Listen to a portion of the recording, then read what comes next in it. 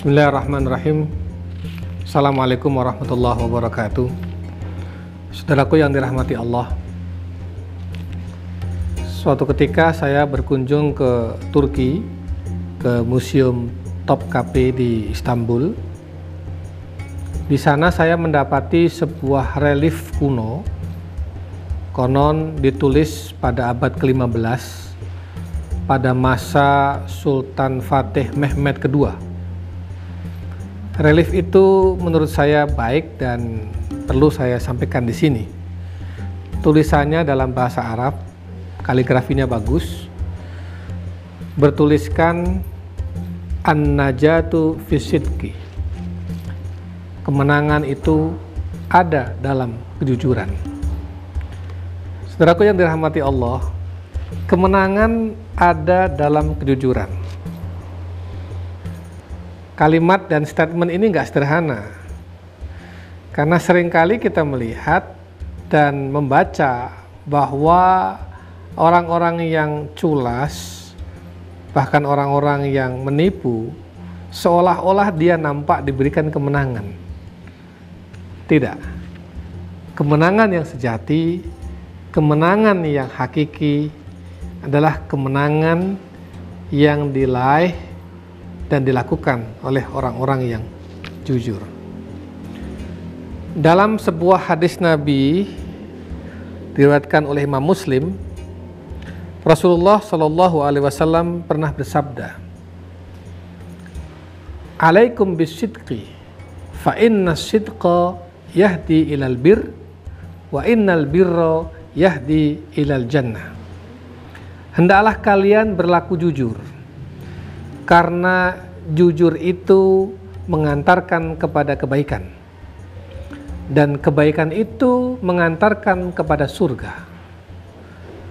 Wala yazalur rajulu yasduqu wa yataharra sidqa hatta yuktaba 'indallahi siddiqan.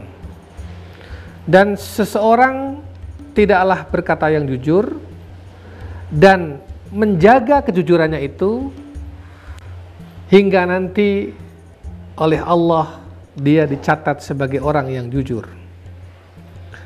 Wa iyyakum wal kadhiba, fa innal kadhiba yahdi ilal fujur, wa innal fujur yahdi ilan nar.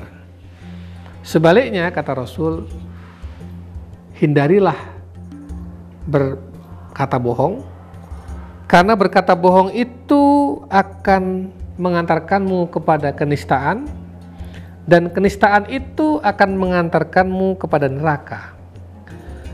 Wa ma yazalur rajulu yakdzibu wa yataharral kadziba hatta yuktaba 'indallahi kadzaban. Dan tidaklah seseorang itu berkata bohong dan terus memelihara kebohongannya kecuali dia akan ditulis, dicatat di sisi Allah sebagai orang pembohong. Saudaraku yang dirahmati Allah, hadis ini sebetulnya menerangkan tentang habit, tentang kebiasaan. Terbiasa jujur atau terbiasa berbohong. Kalau orang terbiasa jujur, maka dia akan ditulis di sisi Allah, dicatat di sisi Allah sebagai orang yang jujur. Yuktaba 'indallahi siddiqan. Tetapi orang yang senantiasa berbohong dan terus memelihara kebohongannya, sehingga kebohongannya menjadi habit, menjadi kebiasaan, menjadi karakter, menjadi watak, maka hati-hati, dia akan ditulis, dicatat di sisi Allah sebagai seorang pembohong. Saudaraku yang dirahmati Allah, jujur dan bohong ini dua hal yang berbeda dan tidak akan pernah bertemu. Di dalam Al-Quran, Allah menekankan pada kita, ya ayyuhalladzina amanu kunu ma'as shadiqin. Hai orang-orang yang beriman, bergaullah atau duduklah atau bersamalah orang-orang yang jujur. Artinya kita diperintahkan oleh Allah dalam Al-Quran agar kita senantiasa lingkungan kita ya, dekat bersama dengan orang-orang yang jujur. Saudaraku yang dirahmati Allah, Rasulullah jauh sebelum beliau menjadi nabi, diangkat sebagai nabi dan rasul terakhir, masyarakat Arab waktu itu mengenalnya sebagai sosok yang jujur. Maka gelar Al-Amin, Rasulullah itu diberi gelar oleh masyarakat Arab sebagai Al-Amin, orang yang dapat dipercaya, orang yang jujur. Gelar itu diberikan kepada Rasul jauh sebelum Rasul menjadi seorang nabi dan rasul. Apa artinya? Rasulullah jauh sebelum beliau diangkat secara resmi sebagai nabi dan rasul, sejak kecil habitnya, kebiasaannya, karakternya, akhlaknya, wataknya adalah watak jujur, bukan pembohong.